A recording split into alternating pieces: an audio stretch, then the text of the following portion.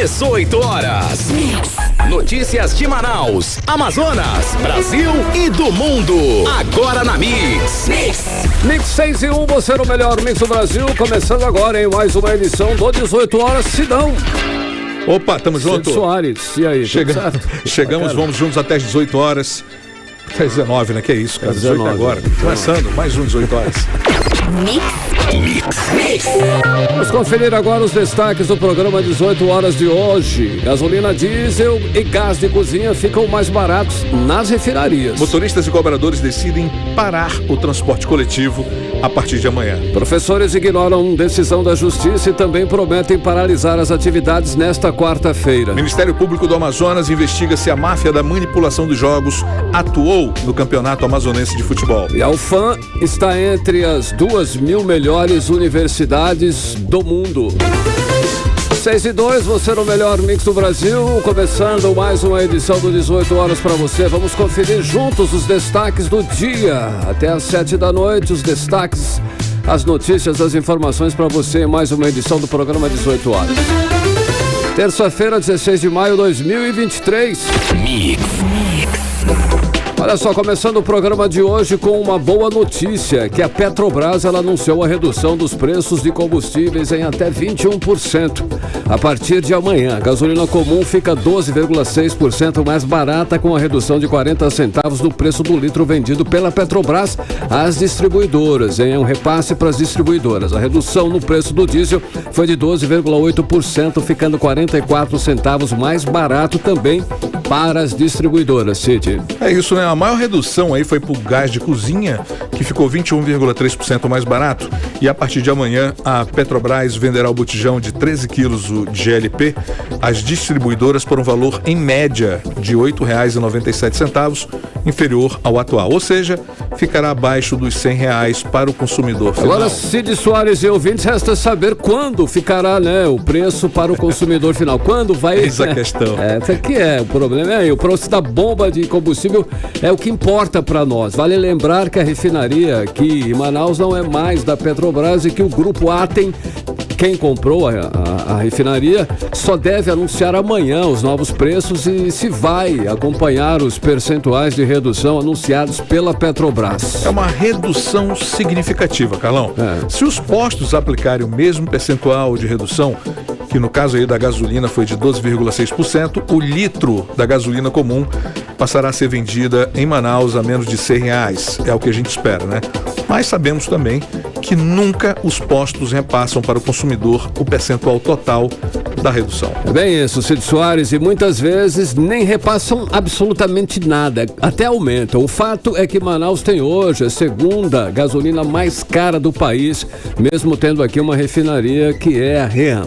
E um campo de produção de petróleo também e gás em Urucu, no município de Coari. Até hoje, a maioria dos postos de Manaus vende o litro da gasolina comum a R$ 6,59, valor que está sendo praticado desde março, quando o preço passou de R$ 5,59 para R$ 6,59, um aumento de R$1 de uma vez só, Cid. Ou seja, temos aí margem de sobra, né, para a gasolina cair pelo menos de R$ 5,80, sim. E as autoridades, os órgãos de controle devem ficar de olho para que esse esforço que a Petrobras está fazendo chegue realmente ao consumidor final, Carlão. Olha só, e os combustíveis tiveram redução de preços porque a Petrobras acabou com a política de paridade de preços do petróleo com o dólar e o mercado internacional. A mudança na política de preços da estatal petrolífera era uma promessa de campanha do presidente Luiz Inácio Lula da Silva, do PT, que fala em abrasileirar os preços dos combustíveis, referindo-se ao fim da prioridade com o mercado internacional. E a repórter Ordinéia Araújo tem mais informações e traz mais detalhes agora pra gente no 18 horas. Exatamente, Carlão. Os preços só caíram nas refinarias para as distribuidoras porque a Petrobras acabou com a paridade de preços de importação, o chamado PPI, adotado pela estatal há 7 anos. Desde 2016, o preço dos combustíveis é calculado com base em valores do mercado internacional. Com isso, o dólar e a cotação do petróleo influenciam no preço do combustível aqui no Brasil. Com o fim da PPI, o objetivo é evitar o repasse das cotações internacionais e da taxa de câmbio para os preços internos.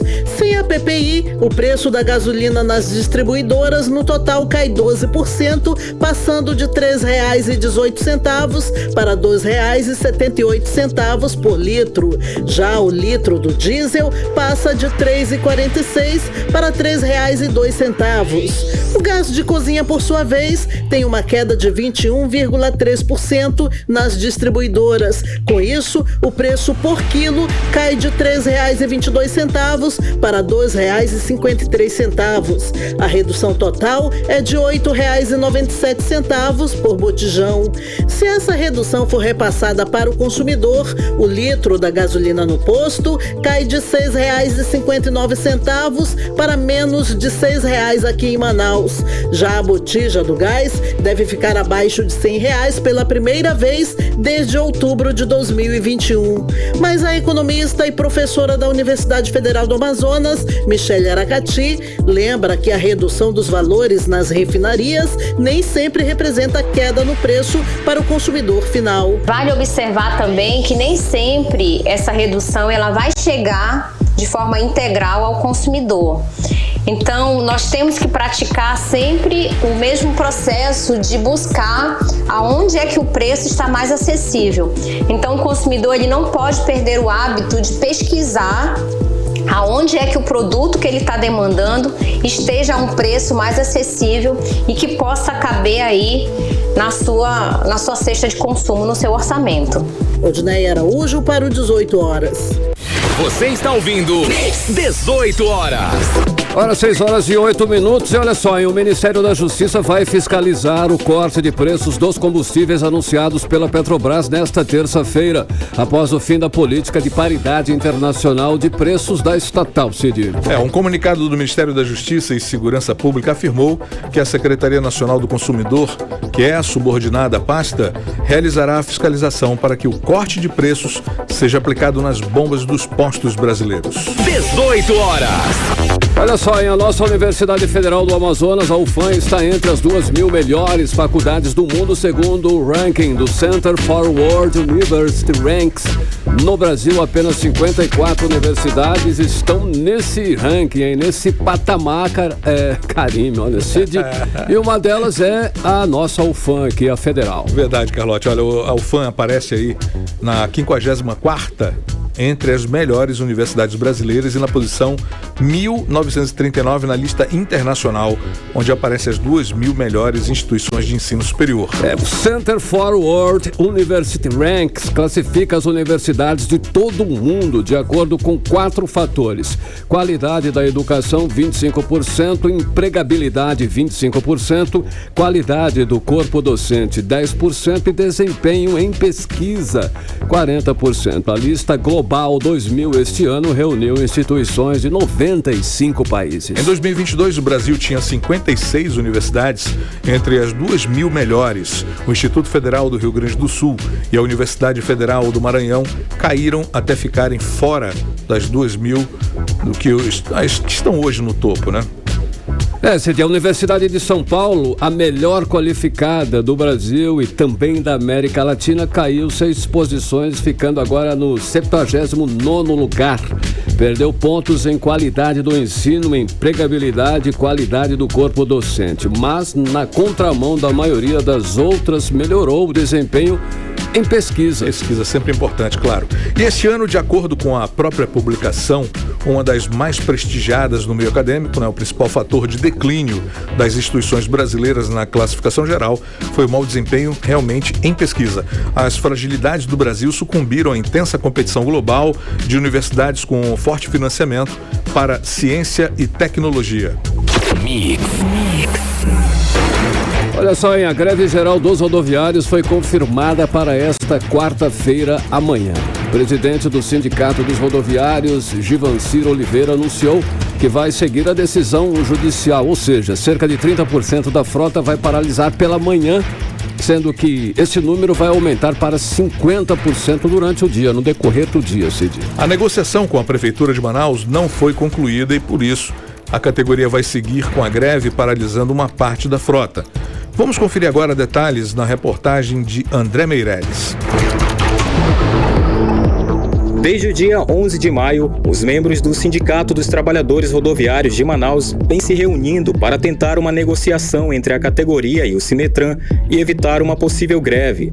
Nesta segunda-feira, o diretor-presidente do Instituto Municipal de Mobilidade Urbana, Paulo Henrique Martins, esteve na Câmara Municipal de Manaus para apresentar o relatório com os valores dos custos do transporte público de Manaus. O Sindicato dos Rodoviários fez uma solicitação de aumento um pouco mais de 12%. Na média, porque existem alguns benefícios, esse valor impactaria em mais de 60 milhões do mês de maio até o final do ano, só nesse exercício de 2023. O Sindicato dos Transportadores fez uma contraproposta de um aumento que seria o da inflação. Henrique Martins também explicou que a administração municipal vem tentando um entendimento entre a prefeitura e os rodoviários. A prefeitura está discutindo como ver o recurso para cobrir, porque a prefeitura não tem esse recurso, nem orçamentariamente e nem previsão de arrecadação maior que possa cobrir. Esse é um assunto que a gente está tratando internamente. A Secretaria de Finanças, a CMF, está avaliando, nós passamos para eles os estudos e o prefeito deve se debruçar sobre esse tema de hoje até quarta-feira, porque quarta-feira tem uma greve já proposta pelos rodoviários. Através da decisão do desembargador Davi Melo Júnior, do Tribunal Regional do Trabalho da 11ª Região, o presidente do Sindicato dos Rodoviários, Givancir Oliveira, disse que vai manter a greve para esta quarta-feira, como já estava prevista. A paralisação ocorrerá com 30% da frota paralisada nos horários de pico, entre 6 às 9 da manhã, e com 50% paralisada nos demais horários. A decisão foi tomada nesta terça-feira, após o Sinetran pedir a suspensão da greve. Os rodoviários decidiram realizar a paralisação para reivindicar reajuste salarial de 12%. André Meirelles para o 18 horas. Você está ouvindo 18 horas. Olha só, agora são 6 horas e 13 minutos em Manaus e sobre essa greve, sobre essa situação toda que nós acabamos de ouvir nessa matéria, nós chamamos agora o nosso repórter André Meirelles ao vivo aqui nos estúdios. Ele tem aí novidades sobre esse assunto, sobre essa greve, não é isso, André? Boa noite. O que está acontecendo? André.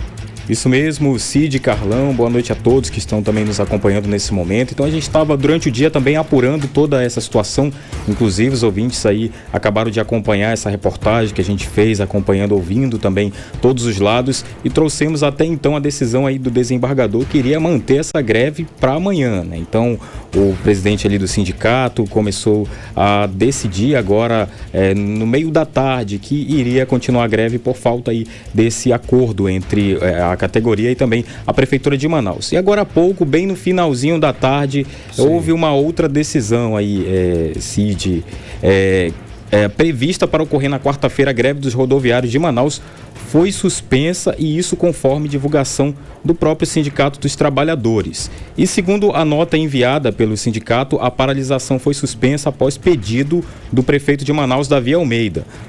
O gestor municipal ligou para o presidente, o Givancir Oliveira, no fim da tarde e pediu a suspensão do ato previsto para começar já logo de manhã cedo, nas primeiras horas da manhã, ali 6 da manhã já, que é o maior horário de pico, já onde tem muitas pessoas aguardando, né, o transporte público. Era nesse horário que ia começar aí a paralisação de cerca de 30% da frota iria paralisar. E ainda segundo a divulgação do sindicato dos trabalhadores, uma reunião entre a gestão municipal e a categoria está prevista para ocorrer na próxima quinta-feira, ou seja, foi suspensa e não cancelada. Para depois de amanhã, no caso, depois de amanhã, exatamente. Okay. Então foi suspensa, não foi cancelada. Então essa suspensão que o prefeito pediu é justamente para ver como é que vai ficar essa situação, se aceita ou não aí incluir esses 12%, né, para os trabalhadores desse setor aqui em Manaus. Por enquanto, então, é quinta-feira, ok? Fechou assim. Quinta-feira, a reunião que vai ter entre a categoria e a prefeitura. É que a gente vai saber o que acontece. Então ainda tem a reunião, tá certo. Valeu, André. Brigadaço. Agora 6h15, você no melhor mix do Brasil. 18 horas. Olha só, e continua o escândalo da manipulação dos jogos de futebol no Brasil. E aqui no Amazonas, o Ministério Público do Amazonas está investigando a manipulação criminosa de resultados no Campeonato Amazonense de Futebol, Cid. E o Ministério Público quer saber se existe uma organização criminosa que manipula resultado de jogos do campeonato aqui no estado para alavancar ganhos em sites de apostas esportivas. E o repórter André Meirelles, ele tem mais detalhes e nós vamos conferir agora. O Grupo de Atuação Especial de Combate ao Crime Organizado do Ministério Público do Amazonas está realizando uma investigação de combate a organizações criminosas que têm manipulado resultados de jogos do Campeonato Amazonense de Futebol. São alvos da operação atletas, empresários e integrantes da comissão técnica que atuaram em um clube de futebol que disputou o Campeonato Amazonense e que desde março deste ano disputavam no torneio em Roraima por uma equipe local.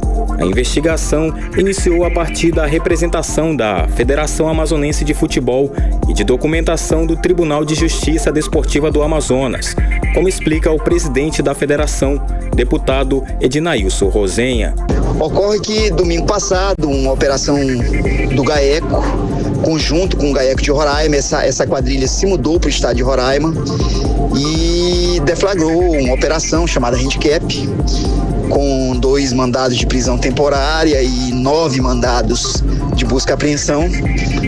E as investigações continuam. Já se sabe que a quadrilha do Amazonas faz parte de uma quadrilha muito maior, de um organismo criminoso muito maior, espalhado pelo Brasil inteiro, e vocês já podem perceber isso, envolvimentos inclusive de jogadores de primeira divisão. Então a federação é muito disposta a combater, a bater com mão de ferro para que isso não se prolifere no Amazonas. Então a gente está à disposição aí, contribuindo com as autoridades, mas principalmente vigilantes para que no Amazonas essa quadrilha tenha muita dificuldade de operar. O jogador de futebol Léo Rito, do River de Roraima, está preso em Boa Vista. Ele é suspeito de lavagem de dinheiro e manipulação de resultados no Campeonato Amazonense deste ano, quando atuava pelo Iranduba, antes de se transferir para o futebol roraimense. Além das prisões, houve uma determinação da suspensão preventiva do clube pelo prazo de 2 anos e multa de R$100 mil.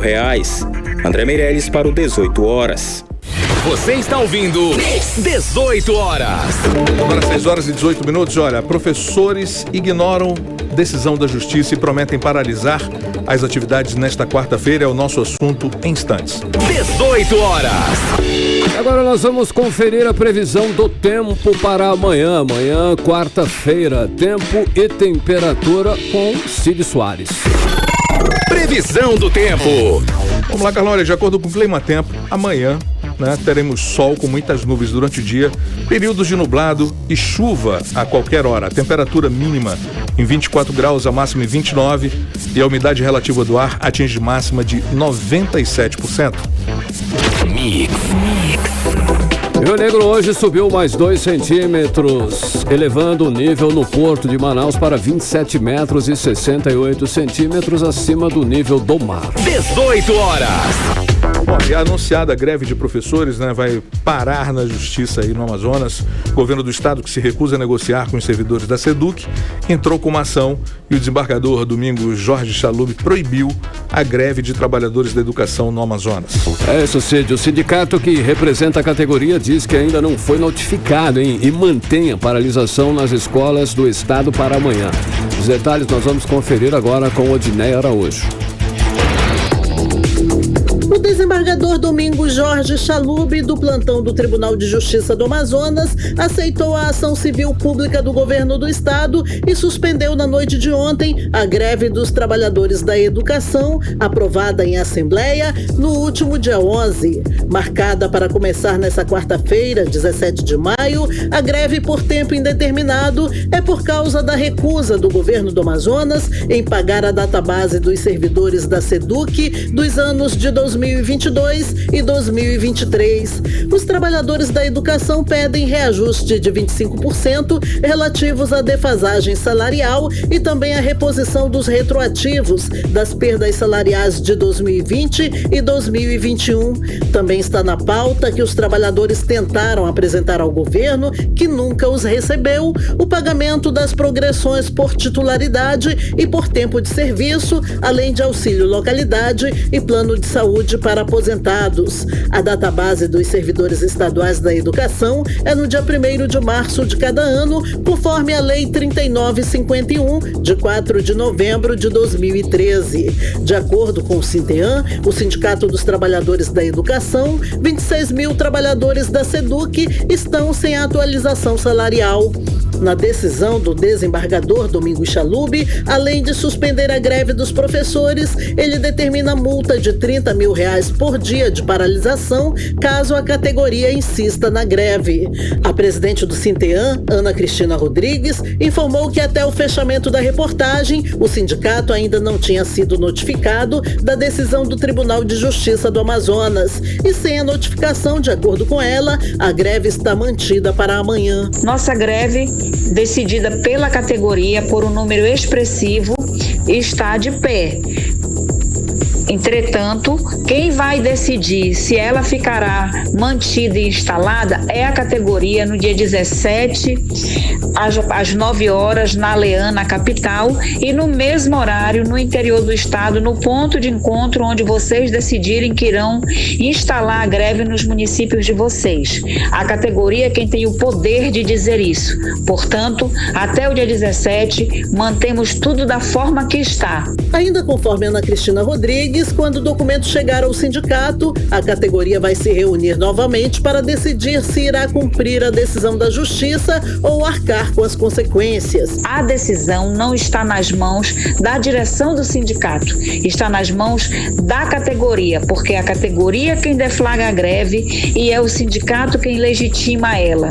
E embora a Justiça do Estado do Amazonas esteja contra os trabalhadores junto com o governador do estado, é preciso que nós, trabalhadores, nos mantenhamos firmes nessa luta para não amargar por mais 3 anos com este governo que não valoriza os trabalhadores e engana a justiça dizendo que está cumprindo as leis em relação à nossa categoria, o que não é verdade. Caso os professores decidam por manter a paralisação, a Justiça do Amazonas também autorizou o governo do estado a descontar em folha os dias que eles deixarem de trabalhar. Rodinei Araújo para o 18 horas.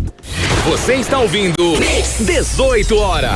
6 horas 24 minutos, os destaques do dia em mais uma edição do 18 horas aqui no melhor mix do Brasil. Ela só é cotado para assumir a relatoria da Comissão Parlamentar de Inquérito do 8 de janeiro. O senador Eduardo Braga, do MDB do Amazonas, afirmou que, caso realmente integre o colegiado, vai focar na investigação da atuação dos financiadores dos atos extremistas.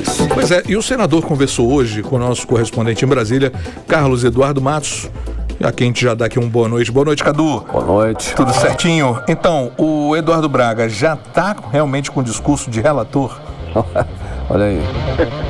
Boa noite, Cid Soares. Boa noite, Carlão. Boa noite, ouvintes do programa 18 horas. Não, Cid, o discurso do senador Eduardo Braga é de contrariedade à CPMI, viu? Hoje eu conversei com ele, quando estava a caminho do plenário do Senado, e ele questiona a efetividade da CPMI, Cid, já que a Polícia Federal, o Ministério Público Federal e o STF estão, na opinião dele, cumprindo o seu papel na plenitude. Tanto que até agora 795 pessoas presas, né, estão nos atos criminosos de 8 de janeiro, se tornaram réus pelo STF. Então ele acredita que a CPMI não vai contribuir com dados novos para as investigações que estão em curso, mas se ele for mesmo relator, Braga disse que vai seguir o dinheiro, ou seja, ele vai tentar descobrir quem financiou os grupos que promoveram os ataques. Então vamos ouvir o que disse o senador Eduardo Braga com exclusividade para o 18 horas. eu sou daqueles que acho que essa CPMI ela tem muito pouco a contribuir, a não ser um grande debate de narrativas entre aqueles que foram vítimas, porque o Senado da República foi uma vítima dessa agressão, o Supremo Tribunal Federal foi uma vítima dessa agressão, o Palácio do Planalto e o Executivo foi uma vítima dessa agressão. Portanto, o novo governo eleito democraticamente também foi uma vítima dessa agressão. E, efetivamente, isso tudo aconteceu num esquema financiado, orquestrado, planejado, pensado, que estabeleceu acampamentos ao longo do Brasil inteiro, com logística, com interrupção de estradas, com transporte de pessoas para a capital, com sustentação de um acampamento que aconteceu aqui em frente do quartel-general do Exército durante muito tempo aqui em Brasília, e óbvio que isso não acontece de graça, né? Alguém financiou isso, e quem financiou isso não foi, como a gente chama no Amazonas, bagre, ao contrário, foi peixe grande, né? E até hoje talvez esse seja um dos poucos pontos não esclarecidos ou elucidados.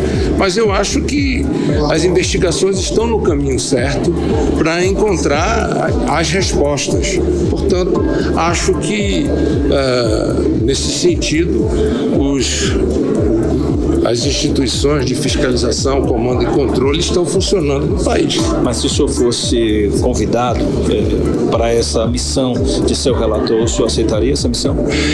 Como você mesmo colocou, isso não é uma questão de você querer, não é? Mas não houve nenhuma conversa do presidente do Senado, do presidente do Congresso, conosco do MDB.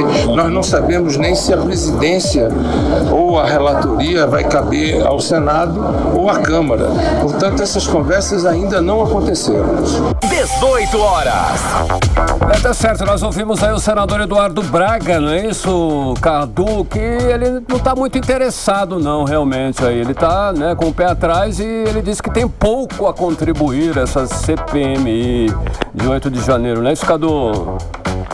Isso mesmo, Carlão. Apesar do discurso dele de contrariedade, o senador Eduardo Braga manda nessa fala diversos recados, viu? A principal delas é que, se ele for relator, a postura dele vai ser de moderação. Ele não vai entrar facilmente na narrativa dos parlamentares da direita de que o governo seria o mentor dos ataques, a menos que hajam provas concretas. Então, a fala do senador dá um tom de sobriedade e equilíbrio, que, apesar da disputa aí com relação à relatoria, ele vai já estar mandando esse recado. Agora é o seguinte, Carlão e Cid, por causa das discussões em torno do arcabouço fiscal, que já chegou ao Congresso Nacional, o corre-corre da CPMI parece que deu uma esfriada, viu?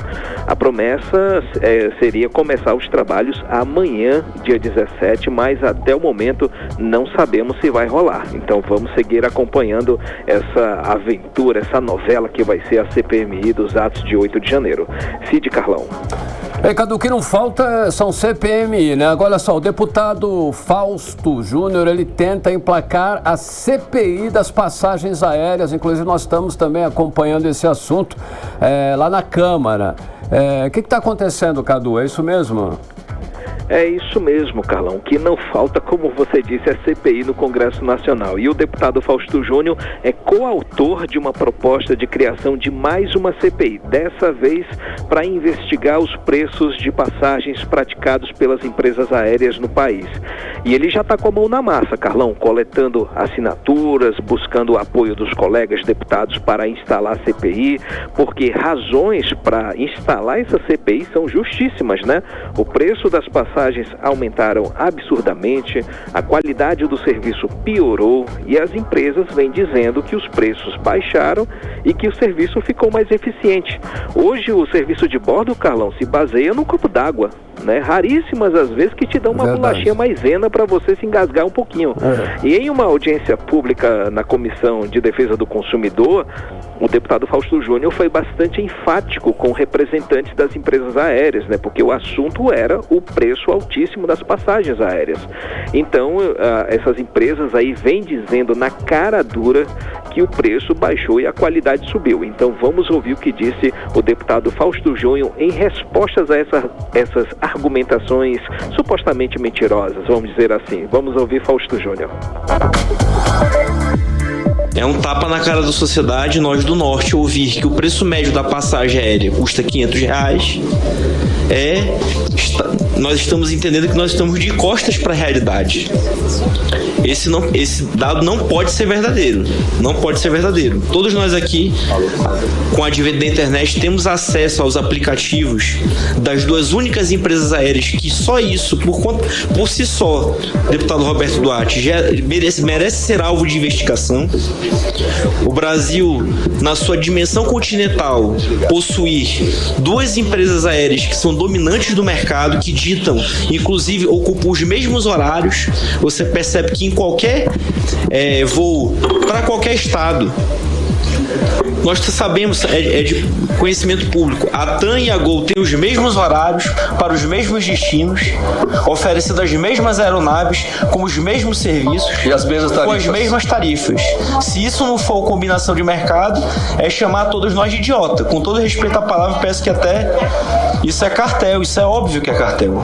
18 horas. É isso aí, acabamos de ouvir aí o Fausto Júnior, que está atento, né, Cadu, com relação aí a essas passagens aéreas, essas empresas aí que estão, né, digamos assim, né, fora do que estão do discurso, não é isso, Cadu?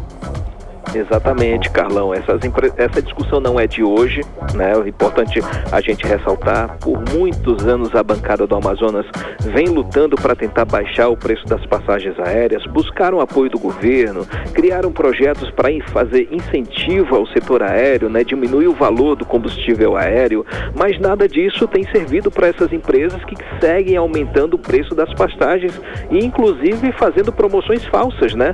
Aumenta o valor da passagem, piora a qualidade do serviço e na internet fazem falsas promoções, botam o preço lá em cima, diminuem um pouquinho para dizer que é uma promoção. São absurdos atrás de absurdos, né? E o deputado fala aí com relação à existência de cartel. Inclusive ele é autor de um projeto de lei que combate o overbooking, que é outra prática das empresas aéreas que vendem mais passagens do que a sua própria capacidade. Então o deputado Fausto Júnior resolveu cair em cima dessa questão das empresas aéreas. Mas vale lembrar, esse CPI é um caminho difícil, né? Até instalar precisa de assinaturas, de apoiamento do presidente da Câmara, de apoiamento dos partidos. É um caminho longo, mas a tentativa é importante registrar. Carlão e Cid. Bom, Cadu, só para a gente encerrar, nós temos pesquisa nova sobre a avaliação do governo Lula. Quais são os números, Carlos Eduardo Matos? Cid, a Confederação Nacional do Transporte fez uma pesquisa de opinião que aponta que 57,4% dos entrevistados aprovam o desempenho do presidente Luiz Inácio Lula da Silva neste terceiro mandato. 34,8% desaprovam e 7,8% não souberam dizer ou não responderam. E sobre a avaliação do atual governo, 14,6% consideraram ótimo, 28,5% consideraram bom, 28,3% consideraram regular e 16,8% consideraram péssimo. Ou seja, nessa margem aí, o ótimo e o péssimo são dois números menores, mas os extremos aí se praticamente se igualam.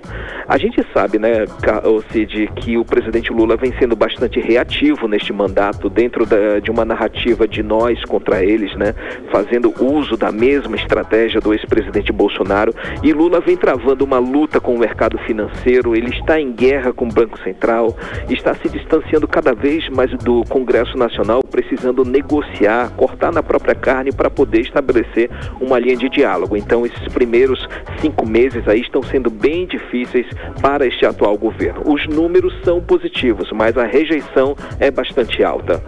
Volto com vocês, Cid Carlão. Valeu, Cadu. Boa noite para você e até amanhã. Um abraço, gente. Tchau, tchau. Valeu, querido. Agora são 6h35. Você no melhor mix do Brasil. 18 horas. Olha só, hein? Hoje, 2 jovens de 22 e 24 anos, eles foram presos em Manaus, acusados de extorquir e também ameaçar divulgar fotos íntimas de vítimas em um grupo de mensagens. Tem ocorrido muito isso no Brasil, mundo afora. E o repórter André Meireles, ele acompanhou esse caso e traz mais informações pra gente agora. E aí, André, chega mais, boa noite, tudo bem? Explica aí mais uma vez aí pra gente esse caso, né? Ou seja, explica pra gente mais um caso desses que... o que está acontecendo com a internet? Perplexo, né, mesmo, cara. É estranho, o tempo inteiro isso agora.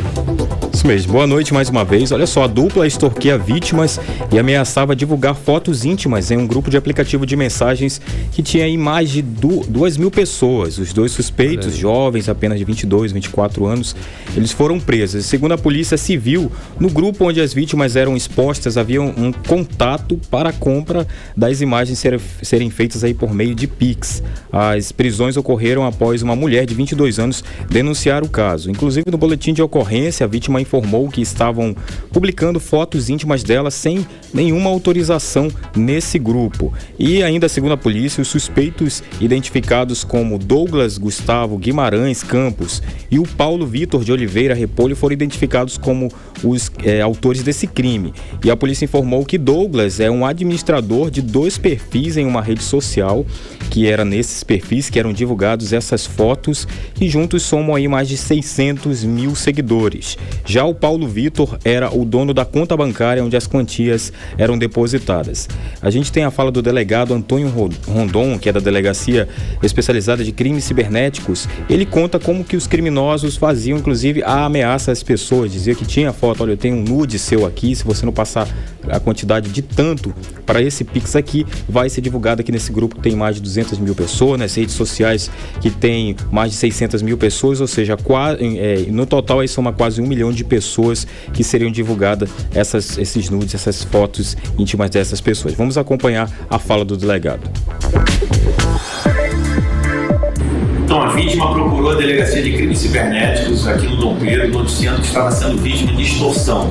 Ela recebia telefonemas de pessoas que a ameaçavam de divulgar nudes que ela teve extraídos do seu aparelho telefônico, caso ela não efetuasse o pagamento de certa quantia de dinheiro. Então ela nos procurou, trouxe as informações mínimas aqui que a gente pudesse iniciar a investigação, e as investigações culminaram com a identificação de 2 autores, o Paulo, que seria o dono da conta da chave Pix, que foi oferecida no golpe para receber a quantia exigida, e o Douglas, que foi o grande arquiteto desse golpe.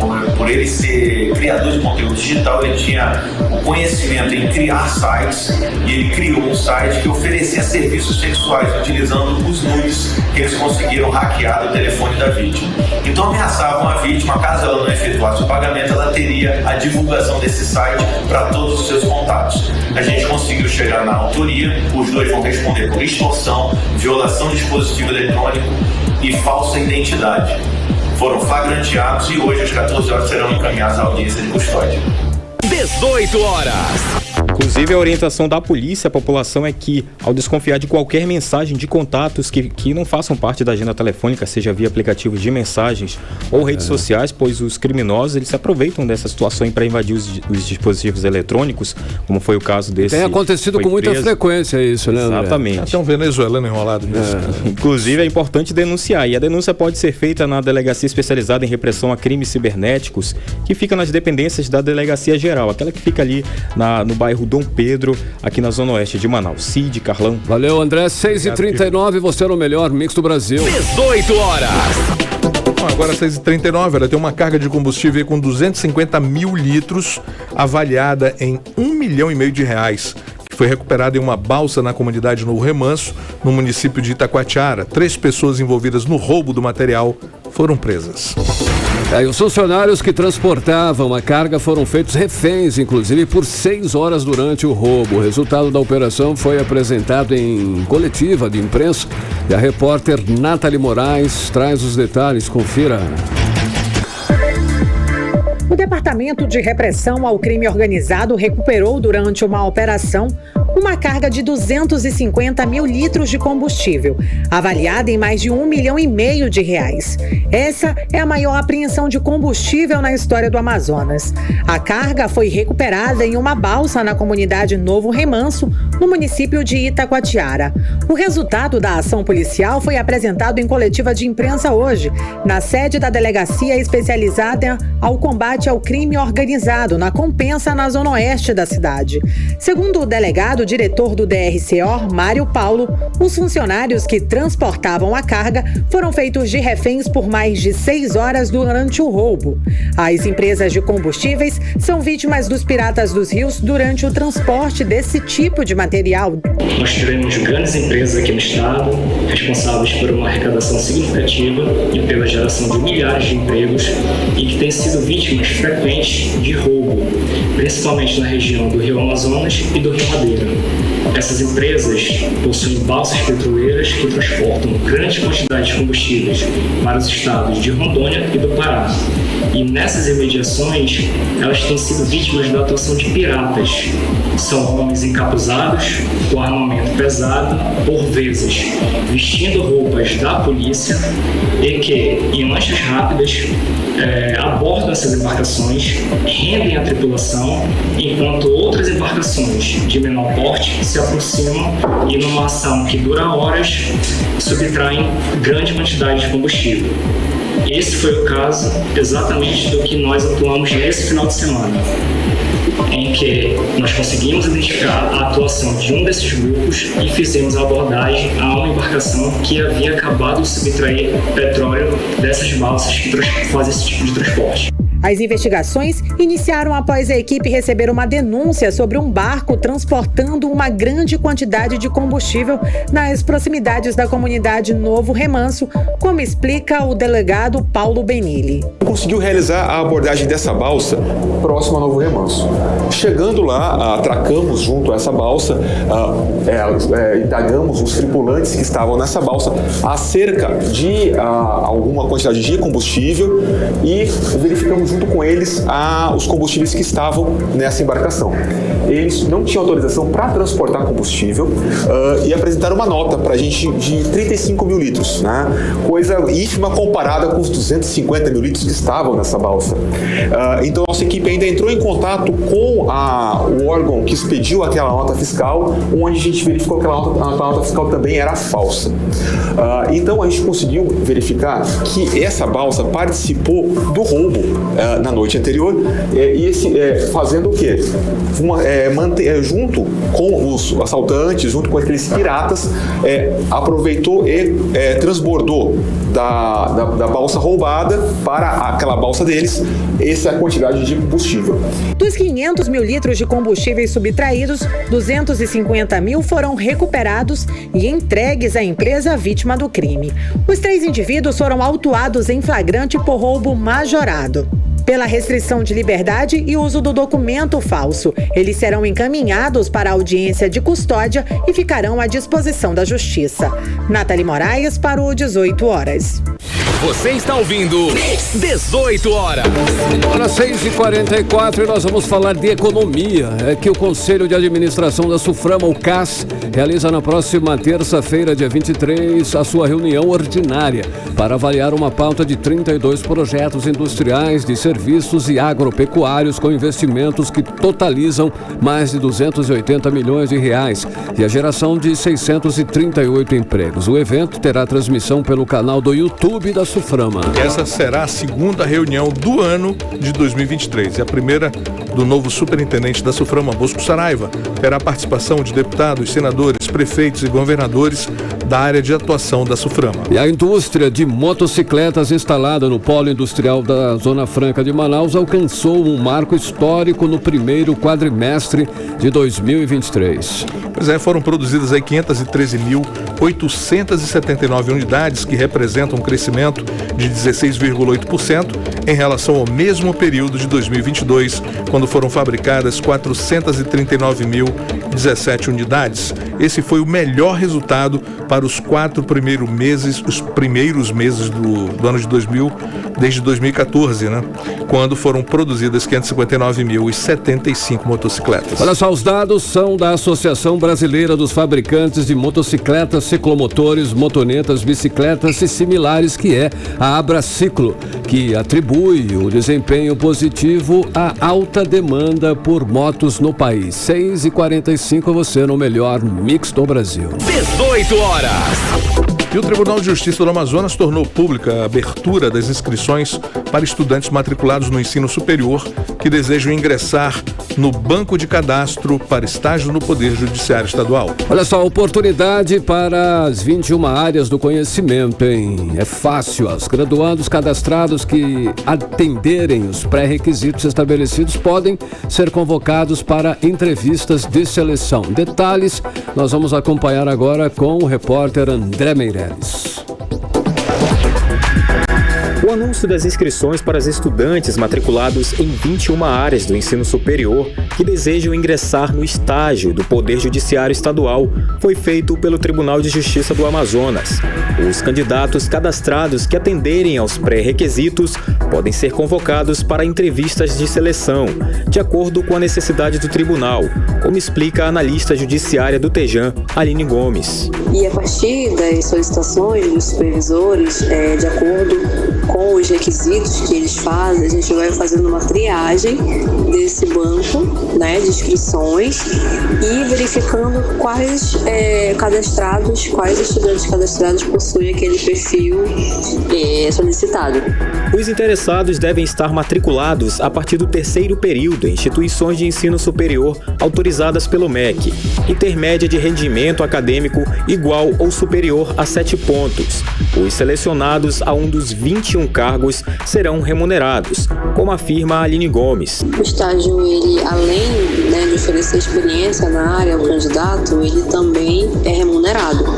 A bolsa é de R$ 1.100 mais R$ 167,20 de auxílio transporte. Ainda conforme a analista judiciária, na página de inscrição, o candidato deverá preencher um formulário que se divide em 5 etapas. Lembrando que vai depender muito da demanda, do número de vagas e do número também de pessoas inscritas. Nem todas as pessoas vão atingir o perfil solicitado, mas a gente espera convocar todos eles para pelo menos ter a chance de participar da entrevista. André Meirelles para o 18 horas. Você está ouvindo 18 horas. Olha só, relatório de autoria da Controladoria Geral da União apontou irregularidades no programa Auxílio Brasil no Amazonas. O Auxílio Brasil substituiu o programa Bolsa Família nos anos de 2021 e 2022. Exatamente, Carlão. A CGU constatou aí que 23.824 famílias no Amazonas beneficiadas pelo auxílio têm renda per capita mensal familiar acima do limite de renda estabelecido para recebimento de benefício. Em todo o país foram mais de 1.174.000 famílias. A CGU identificou em todo o país 3,89 bilhões de reais em pagamentos indevidos nos anos de 2021 e 2022. Olha só, um levantamento da TIC Domicílios de 2022 mostra que 10 milhões de brasileiros na região norte não tiveram acesso à internet no ano passado. A região aparece em segundo lugar no país com 28% da população sem acesso à internet, Cid. Esse é um problema seríssimo que precisa ser resolvido, né? Sofre empresário, sofre aluno, sofre todo mundo. Bom, enfim, o levantamento da TIC Domicílios de 2022 mostra que 36 milhões de brasileiros não tiveram acesso à internet no ano passado. A região com mais usuários online do país é a Centro-Oeste, com 83% dos internautas. Em seguida vem o Norte, com 82%. Economia. Vamos aos indicadores econômicos de hoje. O dólar fechou em alta de 1,12%, cotado a R$ 4,94. O euro também fechou em alta de 1%, comercializado a R$ 5,36. O Bitcoin encerrou o dia desvalorizado em 0,62%, comercializado a R$ 134 mil. E o Ibovespa fechou o dia em baixa de 0,77% aos 108.193 pontos. 18 horas. Agora são 6 horas e 50 minutos em Manaus e nós vamos conferir agora os bastidores da política amazonense com ela que sabe tudo, Cíntia Blink. Boa noite, Cíntia, chega mais. Então teve reencontro hoje do governador Wilson Lima e o prefeito Davi Almeida, né? Que você sempre fala que a relação tá meio estremecida. Eles se encontraram hoje. Foi um flashback ou mais um encontro formal de agenda dos governantes, assim, um encontro casual? Foi isso, Cíntia? O que aconteceu? Boa noite, Carlão. Boa noite, Cid, todo mundo que tá com a gente na 100.7. Pois é, né? Você gosta da fofoca nesse caso, né? Quer saber se teve flashback, se foi só algo casual. Se foi só um flerte. Então, o governador Wilson Lima e o prefeito Davi Almeida se encontraram depois de praticamente aí 2 meses separados. E 2 meses separados em que o governador Wilson Lima apareceu em fotos com o deputado federal Amon Mandel, que além de deputado federal é o concorrente mais temido aí pelo prefeito Davi Almeida, já que ele está logo ali no calcanhar de Davi Almeida quando o assunto são as pesquisas eleitorais para 2024. Eles se encontraram por quê? Porque foram assinar juntos o termo de cooperação técnica para a execução de obras de abastecimento de água e esgoto na zona sul e leste da capital, com investimento na ordem aí de 100 milhões. Como é que se deu esse encontro? Bom, posso dizer que Davi Almeida e Wilson Lima trocaram elogios, mas também teve um recado que ficou muito ali nas entrelinhas. Vamos ouvir juntos aí, prefeito Davi Almeida e o governador Wilson Lima. Quero agradecer, governador, em nome da população da cidade de Manaus, esse seu olhar, o seu olhar para a cidade, o seu olhar voltado para o bem-estar de quem mora na grande metrópole Manaus, a capital da Amazônia. O senhor, com seu desprendimento, com seu olhar de estadista, eu não preciso que ninguém fale bem de mim. Eu só quero que não me atrapalhe. E ainda mais quando a gente encontra um parceiro que nem o prefeito Davi Almeida, que tem me ajudado, que tem ajudado o povo de Manaus, que tem ajudado o estado do Amazonas. Aí, Davi, aí o céu é o limite, meu irmão. 18 horas. Cíntia, e aí? Foi uma troca de elogio, mas teve ali uma chegada, né? Eu não preciso que ninguém me elogie, depois de tantos elogios que Davi Almeida direciona ao governador Wilson Lima. Então, acho que a gente pode dizer que mantém aquele clima não tão amistoso, mas oficioso entre os atrás, dois. Né? Tem sempre ali um opa, né? Exatamente. Não tão brigados publicamente, né? Se apoiam, estão assinando juntos a ordem de... o TAC, né, o termo de cooperação técnica. E é isso, então, que temos a relação entre Wilson Lima e Davi Almeida, acho que dá para dizer que está na mesma, mas eles estão mantendo aí a agenda juntos. Cid, Carlão. Caminhando, né? Vamos lá, caminhando e cantando. Blink, nós temos mesmo racha no União Brasil, né? Os deputados querem tirar Paulderney Avelino da presidência do partido aqui no Amazonas. Confere?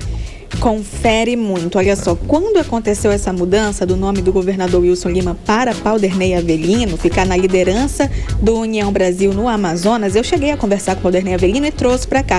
E ele tratou isso como nada, como qualquer nota. Olha só uma mudança, entendeu? Acontece o tempo todo, não sei nem por que você vai noticiar isso. Ele chegou a falar para mim. Então, eu sei por quê. Por quê? Agora, os deputados estaduais do Amazonas, que são do União Brasil, que é a maior bancada dentro da Assembleia Legislativa, e isso inclui o presidente da Assembleia, deputado Roberto Cidade, e os deputados federais também da legenda, a gente está falando de Saulo Viana e Fausto Júnior, entraram com uma ação para anular a convenção estadual realizada no dia 26 de abril, que colocou Paulderney Avelino, secretário de Desenvolvimento Econômico, Ciência e Tecnologia e Inovação, à frente do União Brasil. Paulderney Avelino ele conseguiu esse lugar falando com a União Brasil Nacional. Então, nesse movimento, ele acabou ali traindo o governador Wilson Lima, quando ele se coloca como a melhor opção para ser aí o líder do União Brasil dentro do estado. E agora a gente tem que ver se isso vai andar, não vai andar, como é que funciona. Quem assinou pra gente dar nomes aqui a todo mundo, né? Eu já falei do deputado federal Saulo Viana e do deputado federal Fausto Júnior, do deputado estadual Roberto Cidade, mas também assinam a deputada Joana Dark, Jorge Lins, Tiago Abraim, Adjunto Afonso e Mário César Filho. Cid Carlão. Bem, olha só, Amazonas Energia sempre na berlinda, né? A Assembleia Legislativa voltou a criticá-la, é isso, Cíntia? Voltou a criticá-la.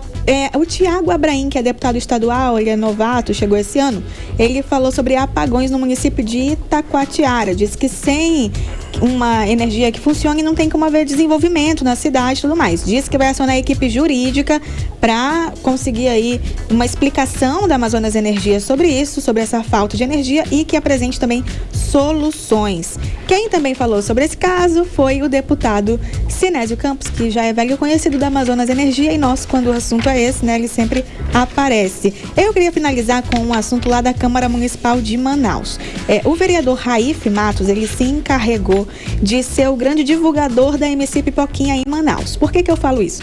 Porque ele é um vereador conservador, né, tudo isso, e parece que Manaus não tem problema, assim, porque a MC Pipoquinha tem um show para fazer dia 30 de junho agora em Manaus, e de acordo com o vereador não há uma restrição de idade. Nós sabemos que a MC Pipoquinha, ela é uma funkeira que faz umas apresentações bem polêmicas, bem pesadas. Quando vai pra notícia é porque, sabe, proibido crianças de 50 anos. Então, assim, é verdade. O negócio é difícil. Esse é o nível. Só que o negócio também é que tem que ter estratégia para fazer essas coisas. Por exemplo, eu não fazia ideia que a MC Pipoquinha viria a Manaus. E aí, quando o Raif Matos levanta essa bandeira, ele tá sendo o grande assessor de imprensa dela. É claro que eu acho que deve haver aí um olhar, tem que proteger crianças e adolescentes, mas eu acho que dá para fazer isso com estratégia. Ele botou no plenário um vídeo da MC Pipoquinha durante a sessão. Foi mal. E foi interrompido pelo presidente da casa, Caio André, vereador Caio André. Era isso, meninos. Obrigada. Valeu, Blink. Valeu, Até Cíntia Blink. Até amanhã. 18 horas. 18 horas. Esporte.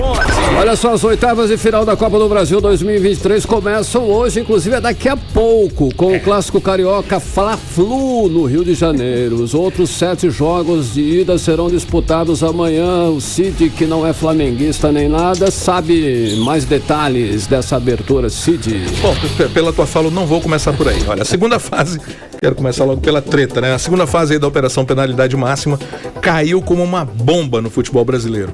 Atletas da Série A e B foram denunciados em partidas das 2 primeiras divisões nacionais, embolou tudo aqui, além de estaduais, né, ao redor do país, entraram na mira do Ministério Público, que investiga as manipulações.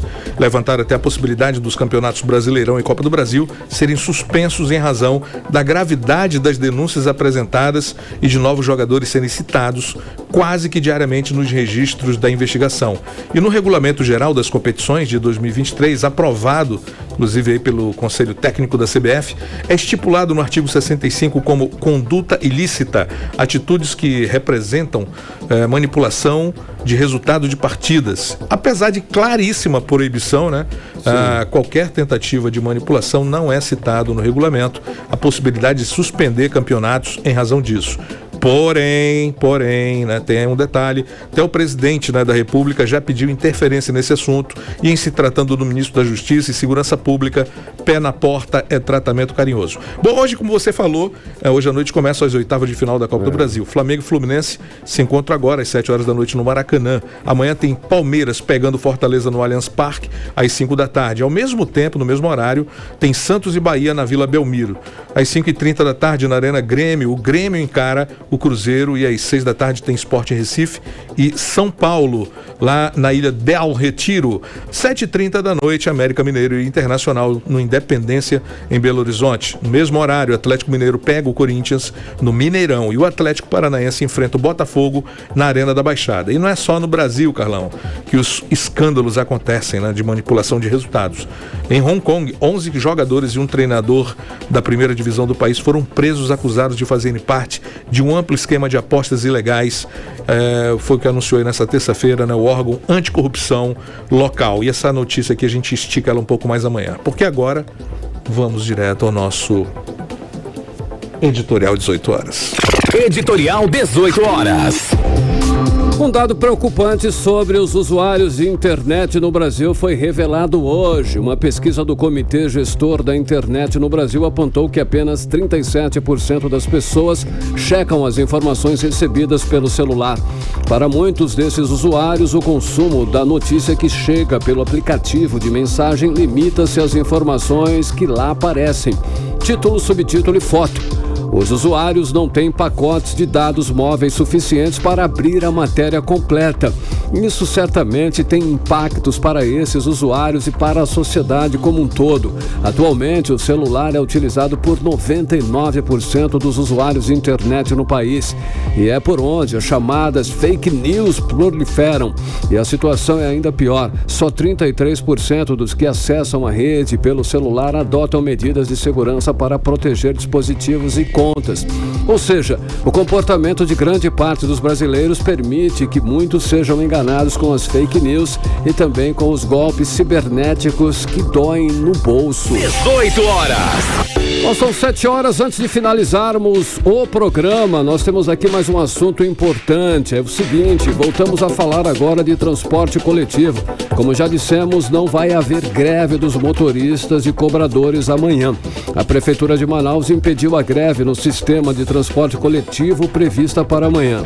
A decisão de suspender a paralisação ocorreu após conversa entre o prefeito de Manaus, Davi Almeida, e o presidente do Sindicato dos Trabalhadores em Transportes Rodoviários de Manaus, o Givanci Oliveira, que decidiram que o sistema funcionará normalmente amanhã, quarta-feira, Cid. Pois é, Carlão, olha, os trabalhadores haviam aprovado na última sexta-feira a greve geral, depois de não chegarem a um consenso com o Sinetran para o reajuste salarial de 12% para os trabalhadores do setor. Uma nova reunião foi agendada com os representantes dos sindicatos dos trabalhadores e patronais na próxima quinta-feira, dia 18, com a presença do prefeito e do diretor-presidente do Instituto Municipal de Mobilidade Urbana, Paulo Henrique Martins. 18 horas. Ora sim, 7h01, finalizando 18 horas, Cid. Boa noite.